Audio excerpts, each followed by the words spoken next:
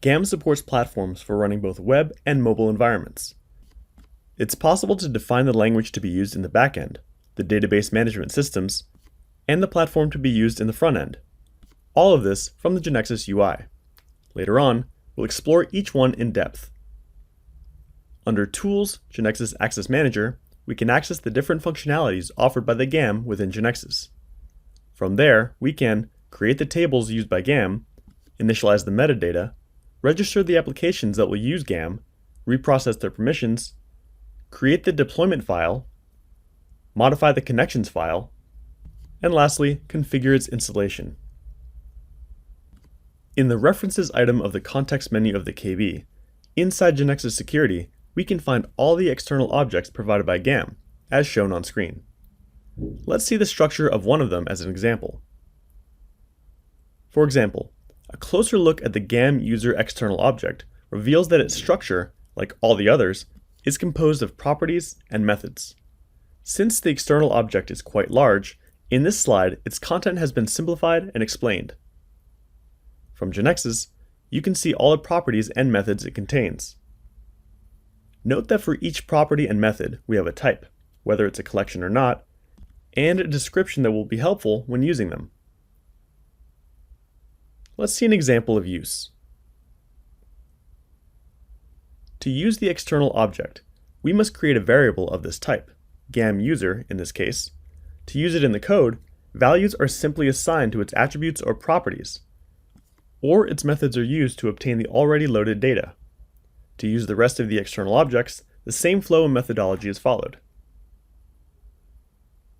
When enabling GAM in the KB, a data store is generated for GAM to store its information together with that of the application, where it's possible to configure the technology to be used, the connection and server data, and so on. Going into more detail about the different platforms supported by GAM, we can say that the backend can be generated under the Java, C#, and .NET core languages. For the data store, many options are offered, including PostgreSQL, SQL Server, and MySQL. Lastly, for the front end, we can use web versions such as Java or Angular, and mobile versions such as Android and Apple. After running the developer menu, a connection to the database specified in the GAM data store is established, using its connection properties, and verifying the existence of some tables and the GAM version. Since these tables do not exist, the GAM database tables are created. Then, the following happens. First, some properties related to the connection to the GAM repository are assigned with their default values. Next, the GAM database and all its tables are created. Before creating the tables, the user is asked if he or she wants to create the GAM database structure. The GAM backend is a GAM application automatically defined with the creation of the GAM metadata during the initialization process. The purpose of this application is to configure and manage all GAM-related concepts. There are two versions of the backend. The first one is the compiled one. By default, it's created when enabling GAM in the KB. The second version is through an XPZ, which are the files used by the KB manager to exchange objects between knowledge bases. The name is derived from the extension of these files. In this case, GAM can be incorporated into the KB by importing this XPZ included in the GeneXus installation. These objects are useful because they're examples of GAM API usage. They can be modified as desired by the GeneXus developer if some requirements are not met. The GAM API is available for this purpose. When GAM is enabled, all the example objects from the front end are imported into the KB. The GAM examples are web objects and SD panels that use the GAM API, and their purpose is to help the GeneXus user learn how to use this API.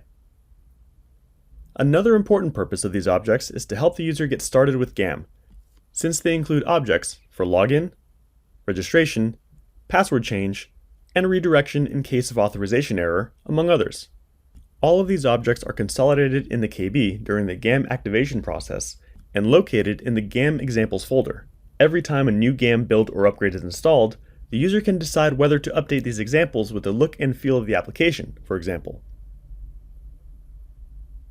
It's good practice to create copies of the examples to be used in the application. In this way, when GeneXus, and therefore GAM, is updated, the changes introduced will not be overwritten. Another recommendation is to delete those panels that will not be used. One example of this is the self-registration that we'll see later. If users will be registered in the application by an administrator, it's recommended to delete the GAM register user and GAM SD register user panels. GAM provides an API that allows users to handle data types and methods to add security to GeneXus applications, both web and mobile applications. When integrated security is enabled in the KB, external objects are incorporated to allow the user to interact with the GAM API. External objects are the way to access the GAM API. They're all distributed in a module called GeneXus Security, as we said before. APIs are those used by the example panels. From them, it's possible to perform all the actions available in the GAM backend. GAM generates different files with configurations for connection to repositories. These files are connection.gam and application.gam. Connection.gam is a GAM configuration file that contains the key associated with each repository to which you want to connect. The connection data associated with the key must exist in the GAM database. It must have been previously created using the GAM API. In the case of Java, this file is copied to the root of the web application on the servlet server from Evolution 2 Upgrade 3 onwards. In the case of Net, it goes in the virtual directory, that is, the web directory. Application.gam is a GAM configuration file that contains the GAM web application ID of the KB specified in the application ID property, and is used for GAM to identify which web application is running. At prototyping time, it's automatically transferred to the web INF folder for Java applications and to the virtual directory for Net applications. When taking the application to production, this file must be included in the deployment. The ID contained in it must exist in an application defined in the GAM database, and can be configured from the GeneXus IDE through the environment properties in the integrated security section, as shown on screen. There are GAM tools to modify the information of the configuration files for different environments, such as testing, pre-production, or production, in order to make it easier to edit them. For the connection.gam file, there is the GAM deploy tool that can be executed from the GeneXus IDE by selecting the option GAM Update Connection File. This tool is intended for use by the GAM Manager repository administrators. When it's used, entries are added to certain GAM database tables depending on the user's selection, which can be made among the existing GAM repository connections of each repository. At the end of the process, the file is generated at the specified address and then copied to the web application. Other types of configuration files are client.cfg and web.config. They depend on the generator being used. In Java applications, client.cfg is used, where it applies to web and two-tier applications. In .NET applications, web.config is used. For the client.cfg and web.config, at the time of enabling GAM in a knowledge base, the lines shown on screen are set in them. They correspond to setting the integrated security to 1 and defining the login and unauthorized example objects. In addition, a new data source corresponding to GAM is added, leaving the application default in second place. As for the tools for these last two files, we have, for the web.config file, there's a tool made by GeneXus called gxconfig, which facilitates the creation of the file through the graphical interface we see on screen. For the client.cfg file, there are different ways to facilitate the configuration of the file that vary according to the GeneXus version being used. In several scenarios, the common practice is to read configuration data from environment variables rather than from configuration files. Since upgrade number 5 of GeneXus 17, the GAM connection key can be specified through an environment variable called gx GAM connection key. This allows, for example, that when deploying to Docker, you can configure the connection key to be used for that instance of the container.